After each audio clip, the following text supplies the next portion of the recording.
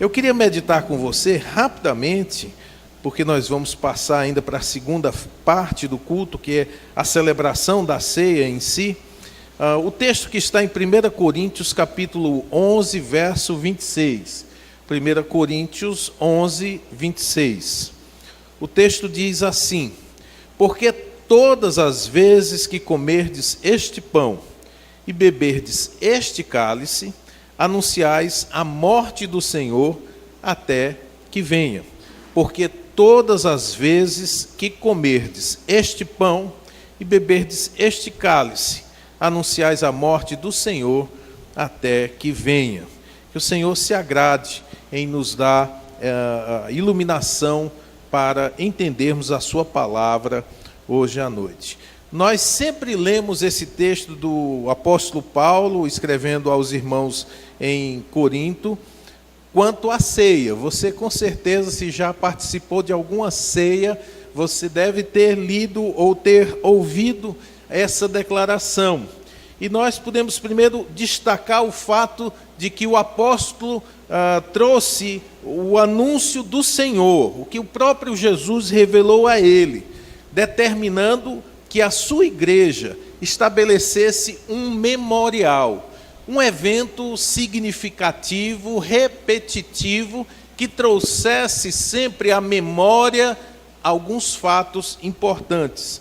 Ter memoriais é algo comum na história do povo de Deus e deve ser também algo próprio da nossa vida. Infelizmente, nós perdemos o costume de marcar pontos na nossa caminhada com Deus.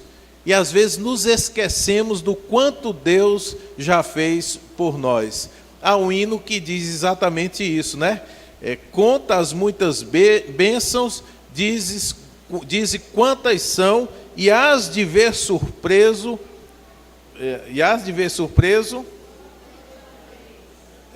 Eu não me lembro mais a letra, não. E hás de ver surpreso quanto Deus já fez, né? Quanto Deus já fez. Deus tem feito muitas coisas na sua, na minha vida, mas muitas vezes nós esquecemos desses fatos. Eu me lembro de uma jovem que, após realizar um péssimo casamento, foi abandonada pelo marido e com 3 filhos pequenos. E essa jovem, que tinha, por sinal, me evangelizado, eu era descrente, e ela foi parte do grupo que me evangelizou. Ela um dia estava sentada na igreja chorando, e eu fui conversar com ela, e ela disse: onde é que está Deus? Tantas coisas eu já passei com Deus. Obrigado, meu irmão. E nesse momento eu estou sozinha, nesse momento eu estou abandonada.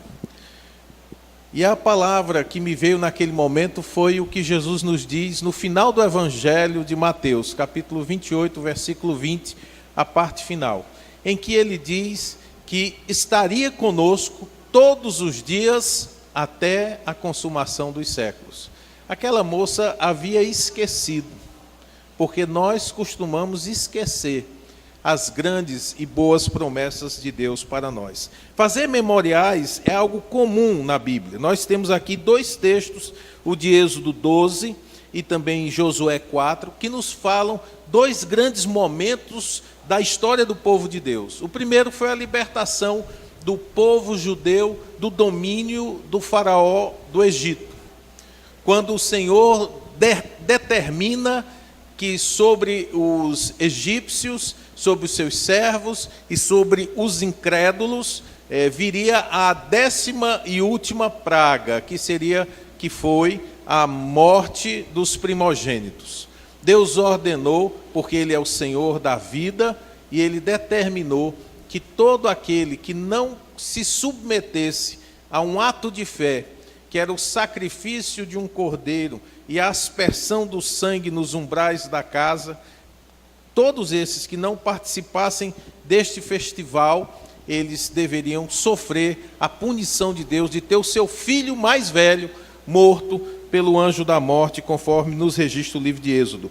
E para relembrar isso, ele determinou que se fizesse uma cerimônia memorial, para que ao longo dos anos, ano após ano, o povo, os filhos que não viram e não viveram aqueles dias, eles pudessem se lembrar que Deus é um Deus libertador, que Deus é um Deus que nos tira da prisão e da opressão e nos leva exatamente à liberdade dos filhos de Deus. O segundo texto está em Josué capítulo 4, conta também um momento especial na vida do povo. Depois da 10ª praga, o faraó resolveu libertar o povo judeu, o povo tomou o caminho do deserto, e vai e entra numa terra e fica acampado. Antes de entrar em Canaã, ele fica do lado oposto do rio Jordão. Então o Senhor diz: por que vocês estão parados esse tempo todo? Eu dei a ordem para vocês que entrassem e possuíssem a terra, e vocês estão parados. Moisés já era morto e Josué havia assumido a liderança do povo. E ele dá ordem ao povo, aproximadamente 2,5 milhões de pessoas, e o povo se dispõe a cruzar o rio Jordão para entrar na posse da terra que, como diz a Bíblia, manava leite e mel. Era uma terra de prosperidade. E naquele momento, então, o povo passa o Jordão, e Deus determina a Moisés que pegasse um homem de cada tribo de Israel, e aquele homem deveria levar uma pedra sobre os ombros para serem postas no acampamento onde Israel iria ficar, já na terra de Canaã. Por que isso? Para que o povo visse no ajuntamento daquelas pedras que Deus era com eles. Veja bem, Deus não apenas havia tirado o povo do Egito, mas Deus agora usava um memorial para lembrar que ele continuaria com o povo diante dos novos desafios. Deus faz isso na nossa vida. Nos tira da prisão do pecado, nos tira da masmorra do inferno e nos leva a uma terra prometida. E nesse tempo, entre aqui e lá, nós enfrentamos muitos desafios. Nós enfrentamos tentações, enfrentamos abalos na nossa fé, enfrentamos enfermidade, enfrentamos assaltos, enfrentamos tantas coisas, mas Deus determina um memorial, assim como fez com o povo de Israel, algo que eles podiam ver, algo que eles podiam olhar e dizer: eu me lembro que nesse dia o nosso povo cruzou o rio Jordão, carregando a arca da aliança, e no meio deste rio nós pegamos estas pedras. Aqui estão as pedras que lembram que Deus está nesse negócio conosco, não somos sós. Deus agiu de forma miraculosa e nos mostra que não precisamos temer o futuro, porque onde quer que formos, Ele estará ali conosco. E Deus determinou a mesma coisa para nós, através da celebração da ceia. A coisa mais linda da ceia é que, ao invés de nós termos algo, vamos dizer, parado e fixo, uma imagem ou um nicho colocado em uma parede, nós celebramos de forma móvel esta ceia. Eu me lembro quando fomos celebrar a ceia lá nas ilhas, né? E onde quer que você, como cristão, frequente uma igreja, ali haverá um dia em que a ceia do Senhor será servida.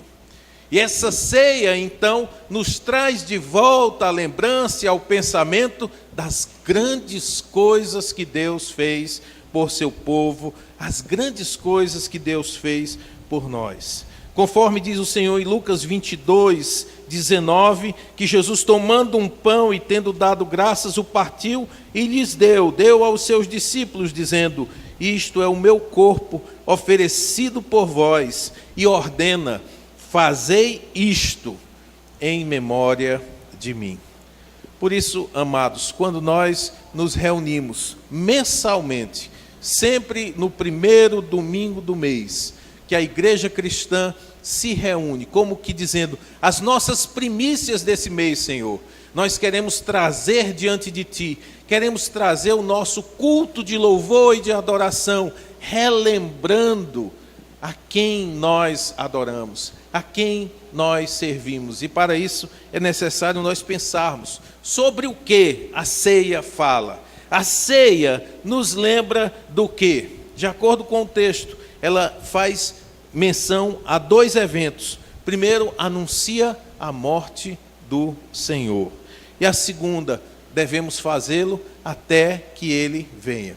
É uma ceia memorial que nos faz olhar para o passado, aquela Jerusalém do século I, em que o Deus homem foi pendurado em uma cruz, depositado em um túmulo e ressuscitado ao 3º dia, e nos faz lançar um olhar para o futuro, o dia em que este Senhor há de retornar com poder e glória.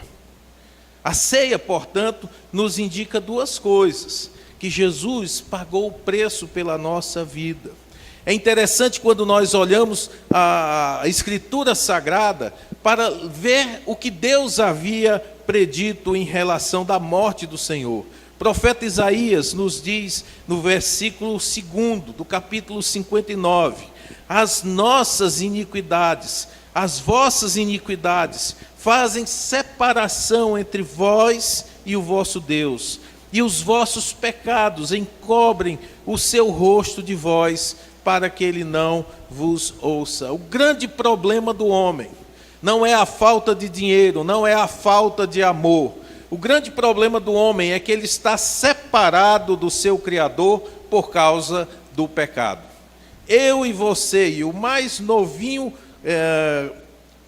a mais novinha criança que possa existir, ainda que não tenha consciência, mas somos voltados para nós mesmos, vivemos de forma egoística, pensando e considerando que nós somos deuses, que nós somos merecedores de toda a atenção, que somos merecedores de todos os bens. A isso a Bíblia chama de natureza carnal, natureza depravada, que nós nascemos alienados de Deus, mortos em nossos delitos e pecados. Qualquer ser humano, por melhor que seja, sofre e padece dessa doença congênita, transferida de pai para filho, chamada pecado. Ninguém ensina uma criancinha a ser respondona. Você já viu um pai ensinando o filho a ser respondão?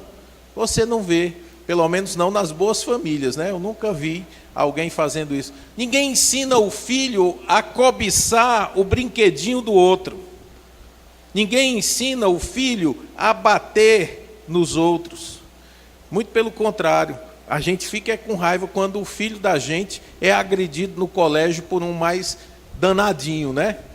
Eu tinha um mordedorzinho em casa que era uma beleza. Todo dia recebíamos reclamação do mordedor, né? Até o dia que o mordedor foi mordido e parou de agir como um filho de Adão, mordendo as outras crianças. Ninguém ensinou esse nosso filho a morder os outros, muito pelo contrário. Nós dizíamos, você não pode morder, está entendendo? E ele, E no dia seguinte, outro bracinho marcado, com a manchinha roxa dos dentinhos do nosso querido e lindo filho. Uma perfeição de Deus, um presente de Deus para nós, mas mordedor de primeira categoria. O pecado já estava no coração daquela criancinha. Não precisou de incentivo, não precisou de ensino, ele apenas precisou de tempo para mostrar toda a maldade do seu coração. Esse é um problema que nós temos. Por causa dos nossos pecados, nós estamos separados de Deus, que é santo. É o que diz o profeta Isaías. As nossas iniquidades fazem separação entre nós e o nosso Deus. E é algo interessante que o Senhor, ao falar sobre a morte, a pós-vida, ele relata um momento ainda muito mais sério e ainda muito mais triste, em que aquela separação que começa aqui na terra se tornará eterna e perpétua no porvir. ao descrever a experiência, alguns chamam de parábola, outros chamam de história, de Lázaro e do rico, ele faz uma declaração de que quando o rico morreu, aquele rico que não tinha temor a Deus, morreu, ele foi lançado no inferno. E Lázaro, que era um homem, apesar de doente, apesar de passar muitos constrangimentos, aquele Lázaro era um homem temente a Deus. Tanto é que o seu destino foi diferente do rico. E quando o rico vê Lázaro no paraíso, pede ajuda a Abraão. Diz: pai Abraão, pede a Lázaro que molhe ao menos a ponta do dedo, para poder me dar um pouquinho de água, para acabar com esta sede terrível que eu vivo aqui neste inferno, porque sou consumido nesta chama. E a resposta que Abraão dá a ele mostra que a separação que nós temos de Deus, por natureza, se não for remediada por Jesus Cristo, acabará por fim nos levando a uma separação eterna dele. Diz o texto de Lucas, capítulo 16, versículo 26, quando Abraão diz que não pode fazer nada, ele diz: além de tudo, está posto um grande abismo entre nós e vós, de sorte que os que querem passar daqui para vós, não podem, nem os de lá passar para nós. Aquela revolta inicial do mordedorzinho, da criancinha fofa, daquele meninozinho gorduchinho, querer de papai e de mamãe, se não for alterada para um coração recriado por Deus, determinará que por toda a eternidade ele estará em um lugar separado daqueles que o amam. Este grande, intransponível abismo não era apenas para Lázaro e para o rico, mas, como diz Abraão, os daqui não podem passar para aí e os daí não podem passar para cá. É para todos que se encontrem na mesma situação. Não devemos desprezar o prejuízo eterno que o pecado, por menor que seja, talvez você diga: não, mas apenas os grandes pecadores sofrerão esse castigo. Mas não é o que a Bíblia diz. Os castigos de Deus são justos. A pequena ofensa que você considera, ela pode se tornar algo muito profundo, se for olhada pelos olhos de Deus, que é totalmente santo e puro. Por causa disso, Deus determinou desde a história da aliança com o seu povo um método para indicar que um dia um sacrifício perfeito seria feito por nós. Hebreus 9, 22 determina: com efeito, quase todas as coisas, segundo a lei, se purificam com sangue, e sem derramamento de sangue não há remissão de pecados. Sem derramamento de sangue não há remissão. Deus, desde o início da história da redenção, escolheu para si um povo e deu ordens a este povo através de um sistema sacrificial em que anualmente um animal inocente era sacrificado e o seu sangue derramado. E esse animal morto, o seu sangue espargido no altar, era aceitável diante de Deus para que os pecados cometidos ao longo daquele ano fossem perdoados. Ora, mas é algo que você pode se perguntar: por que razão era necessário matar um animal inocente? Era Deus nos ensinando o modelo de que um dia o seu próprio cordeiro, como Abraão disse quando foi chamado a sacrificar seu filho Isaque, Deus proverá para si o sacrifício, Deus proverá para si o cordeiro. A história da redenção vai mostrando que Deus, desde o início, tinha um plano fixo para a redenção dos seres humanos. Por isso, em Levítico 17, versículo 11, ele determina que a vida de um ser vivo está no sangue. E eu vos mandei pôr o sangue sobre o altar para expiar as vossas vidas, para perdoar, tirar o pecado das vossas vidas, pois é o sangue que faz expiação pela vida. Perceba então que Deus determina um sacrifício cruento, determina a morte de um inocente, uma vida por uma vida, para que por meio daquele sangue, aquele sangue derramado no Calvário, nós tivéssemos os nossos pecados cobertos e providos diante de Deus. Essa previsão de que Deus iria sacrificar o seu próprio filho já havia sido feita pelo profeta Isaías, quando no capítulo 53, versículo 5, ele declara: mas ele foi ferido por causa das nossas transgressões, moído por causa das nossas iniquidades, e o castigo que nos traz a paz estava sobre ele, e pelas suas pisaduras fomos sarados. Por que a ceia? Por que Cristo teve que morrer e nós celebrarmos mensalmente este memorial do seu sangue vertido? Porque se Cristo não houvesse morrido, nem eu, nem você teríamos o perdão dos nossos pecados. Não haveria chance de escapatória, porque o sangue de bodes e de ovelhas é bom para bodes e ovelhas, mas não é suficiente para os seres humanos, criados à imagem e semelhança de Deus. Apenas um ser humano perfeito e um Deus perfeito poderiam se unir em um só, e tanto ser o sacrifício quanto ser o juiz. Se oferecer voluntariamente. Certa vez Cristo falou: a minha vida ninguém a toma de mim. Claro, ele era Deus, nele a vida existia. Ninguém poderia matar o Filho de Deus. Ele disse: mas eu voluntariamente a dou. Sabe por que Jesus Cristo foi sacrificado no Calvário? Por amor a nós, por amor a você, por amor a mim.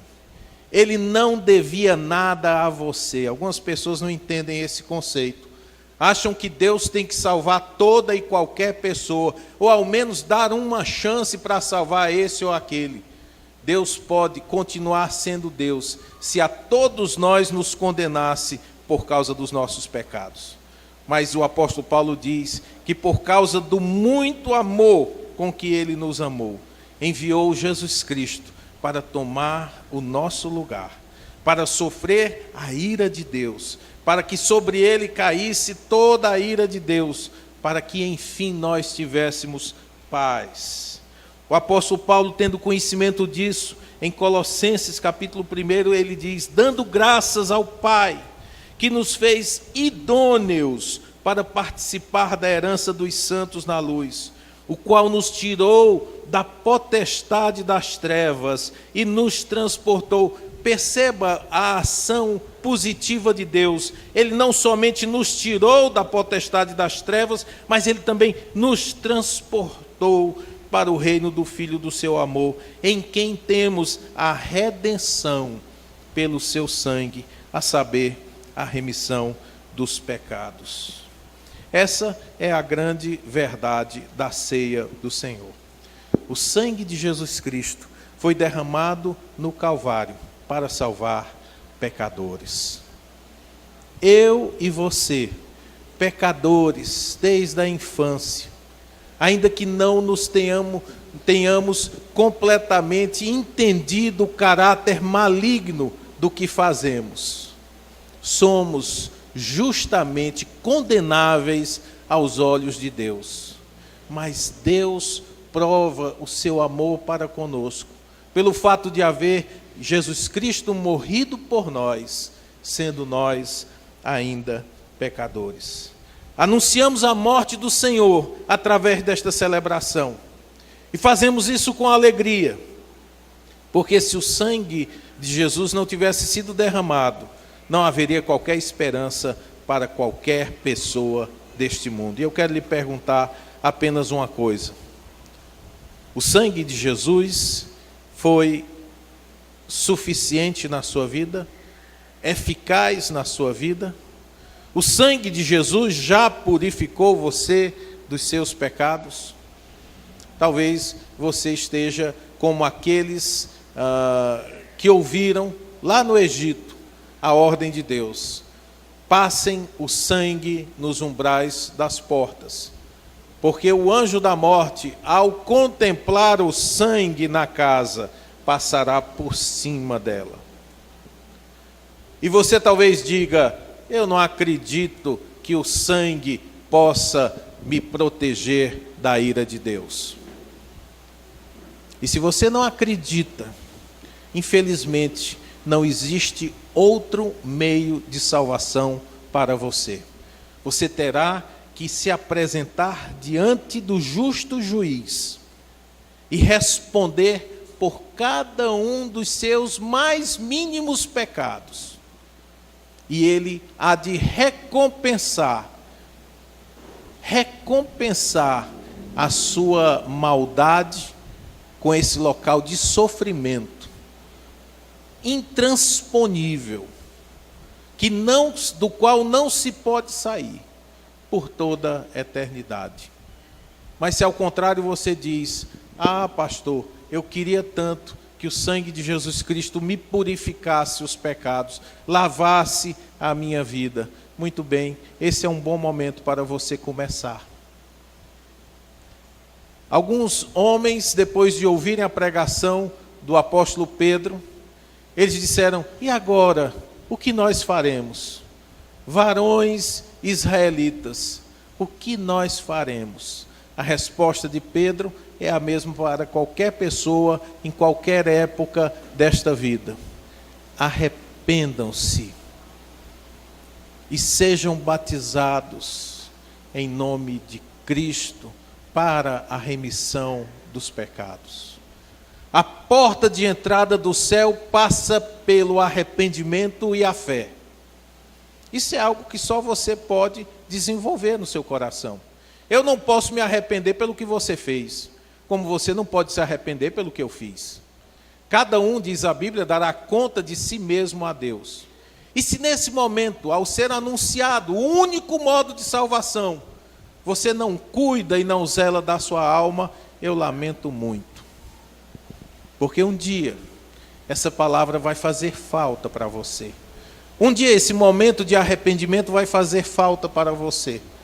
E como diz a palavra de Deus, será tarde demais. Se a primeira coisa é nós anunciarmos a morte do Senhor, e pelo que e por quem Ele morreu, a segunda declaração que a ceia nos traz é que devemos fazê-la até que Ele venha. João 14:2 registra a palavra de Jesus que nos declara com certeza: na casa de meu Pai há muitas moradas. Se não fosse assim, eu vos teria dito: vou preparar-vos lugar. E quando eu for e vos preparar lugar, virei outra vez.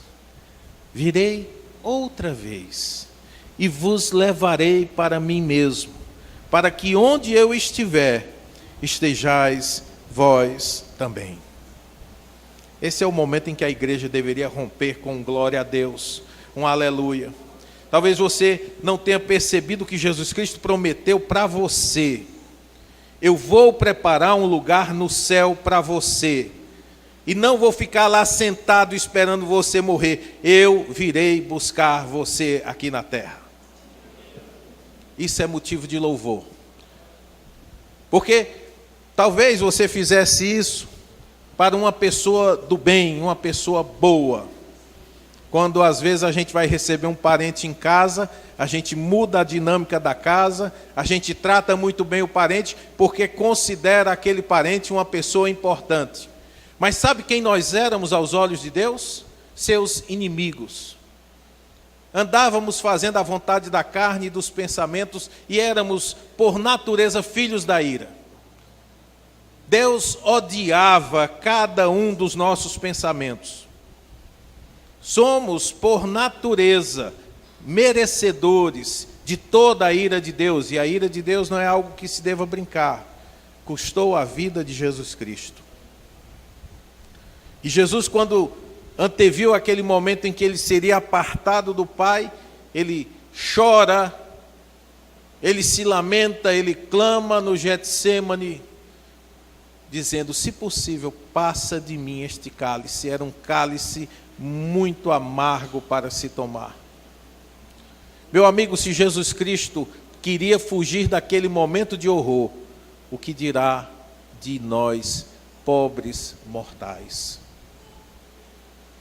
Mas Jesus não somente nos salva por meio do derramamento do seu sangue, a sua morte substitutiva, mas ele também nos garante: eu vou voltar para buscar vocês. Essa promessa de Jesus é uma promessa de Jesus. Não será anulada por ninguém. A igreja, quando se reúne para participar desta ceia, ela está almejando o cumprimento desta promessa.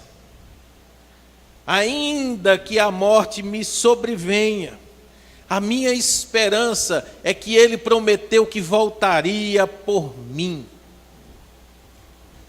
Eu posso descansar, porque ele foi preparar um lugar nos céus para mim. Ele foi preparar um lugar para você que se arrepende e crê em Jesus Cristo. E ele vai voltar em glória para receber o seu povo novamente. O livro de Atos dos Apóstolos, e aqui eu encerro, nos fala daquele momento da ascensão de Jesus Cristo, quando ele subiu aos céus, e os seus discípulos ficaram olhando maravilhados, nunca tinham visto um ser humano voar, e agora eles estavam vendo Jesus subindo até ser encoberto entre as nuvens. Enquanto eles estão olhando ali para o alto, o texto nos diz: estando com os olhos fitos nos céus, enquanto ele subia, eis que junto dele se puseram 2 homens vestidos de branco, os quais lhes disseram: homens galileus, por que estáis olhando para o céu? Esse Jesus, que dentre vós foi recebido em cima no céu, há de vir, assim como para o céu o viste ir. Os anjos sabem, os demônios sabem, a igreja de Jesus sabe: Jesus Cristo voltará mais uma vez a esta terra. E quando nós celebramos esta ceia, nós estamos anunciando a morte de Jesus Cristo, até que Ele venha nos buscar. E mês após mês, nós celebramos este memorial, para não esquecermos que os nossos pecados foram perdoados por meio de Jesus Cristo. Que quer morramos agora, daqui a 20, 30, 100 anos, um dia nós veremos o nosso Senhor voltar em glória para receber-nos de volta para a casa celestial. Isso é motivo de alegria, isso é motivo pelo qual a Igreja de Jesus, mensalmente ou de tempos em tempos, celebra a ceia do Senhor. E este é um momento também muito especial, porque não é um momento compartilhado com o mundo. O mundo, diz a Bíblia, jaz no maligno. O mundo persegue a Igreja de Cristo. O mundo despreza o sacrifício de Jesus. O mundo não aceita a justiça que nos humilha, porque não depende de nós e da nossa força, depende tão somente de Deus. Este momento é um momento particular daqueles que foram lavados e remidos pelo sangue de Jesus Cristo. De tal maneira que todos os que foram salvos por Jesus, mediante a fé em seu nome, no sacrifício que ele fez, a sua morte expiatória e substitutiva por nós, havendo crido e sido batizados, todos indistintamente podem participar da mesa do Senhor. No céu não haverá uma ceia separada por denominação. E nós queremos que a vontade de Deus seja feita tanto na terra como no céu. A mesa do Senhor é livre para todos os que creem em Jesus Cristo e foram batizados biblicamente, após crerem e confessarem a Jesus. Pastor, eu fui batizado, mas eu fui batizado bebezinho, eu não crio em Jesus Cristo, eu não tinha conhecimento de Jesus Cristo, eu posso participar da ceia? Não. Por quê? Porque o batismo bíblico, ele prevê anteriormente a declaração de fé. Certa vez Filipe estava andando numa estrada deserta, e nessa estrada deserta, Deus enviou um alto funcionário etíope, o eunuco da casa real. E aquele homem tinha ido a Jerusalém para adorar a Deus e voltava à sua terra. No meio do caminho, Filipe encontra-se com aquela carreata, com aquela carroça, aquela carruagem, seja o que for, e o Espírito Santo diz: ajunta-te a este carro. E Filipe sai correndo do lado do carro. E ouve aquele homem lendo as Escrituras, lendo o profeta Isaías, o profeta mais messiânico do Velho Testamento. E ele pergunta: entendes o que lês? E o eunuco diz: como eu posso entender se ninguém me explicar? E com isso, ele pediu que Filipe subisse ao carro, e a partir daquela escritura, ele começou a expor quem era Jesus Cristo. O livro de Atos não registra como foi ou o que foi que ele disse, mas em algum momento ele deve ter falado a respeito do arrependimento, da fé e do batismo, porque o eunuco disse: eis aí água. Não apenas aquela água que se leva para tomar durante uma viagem longa, numa carruagem, ainda mais se fosse por um local deserto, mas era água onde suficientemente pudesse ser batizado. E o eunuco pergunta: eis aí água, o que impede de eu ser batizado? E Filipe, evangelista, diz: é lícito, se crês de todo o coração. Veja bem, o que me impede de ser batizado? Ele diz: é permitido, se você crê. Logo, se você não crê, o batismo não tem nenhum valor, não tem nenhuma eficácia. E qual é a reação daquele eunuco? Ele diz: eu creio que Jesus Cristo é o Filho de Deus. E mediante aquela profissão de fé, Filipe desceu as águas com o eunuco e o batizou. Por essa razão, nós facultamos a ceia a todos os irmãos que foram batizados após uma profissão de fé.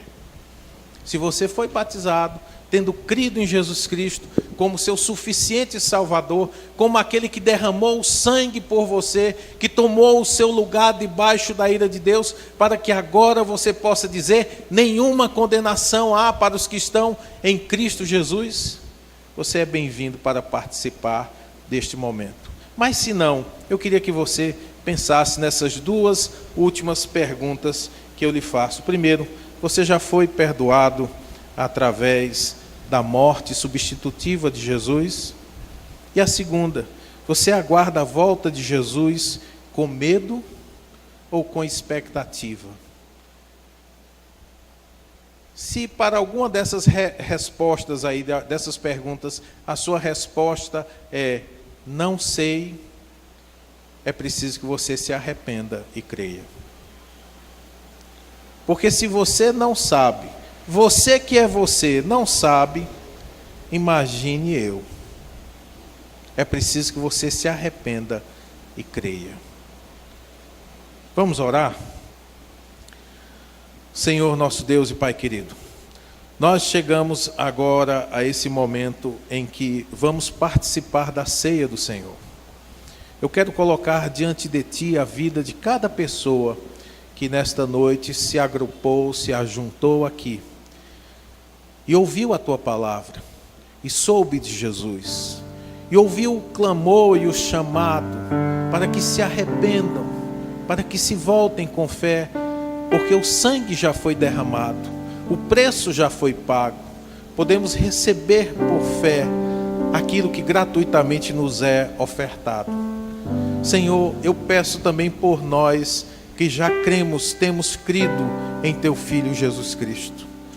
Que, Senhor, ao participarmos desta ceia, os nossos olhos possam ver no passado a perfeita e completa obra que tu operaste através da expiação pelo sangue de Jesus Cristo. E que nós também não percamos a esperança no meio das lutas que enfrentamos todos os dias, olhando para o dia do Senhor, o dia da volta, o dia da vitória, o dia em que tu has de novamente pisar esta terra. Ajuda o teu povo, Senhor. Receba este culto e esse momento como um tributo de gratidão e de reconhecimento que não somos dignos e nem merecedores, mas que graciosamente recebemos a prova do teu amor através de Jesus Cristo. Que cada irmão e cada irmã que nesse momento olha para si mesmo e pensa na sua vida, possa estar dizendo: eu quero ser melhor, Jesus. Eu quero ser melhor do que o mês passado. As lutas são grandes, mas o meu objetivo é me parecer mais contigo. Perdoa os meus pecados, purifica a minha vida e torna-me mais santo, mais santo. Eu quero ser santo, em nome de Jesus. Ouve a nossa oração, nós cremos e te agradecemos em nome do Senhor. Amém e amém.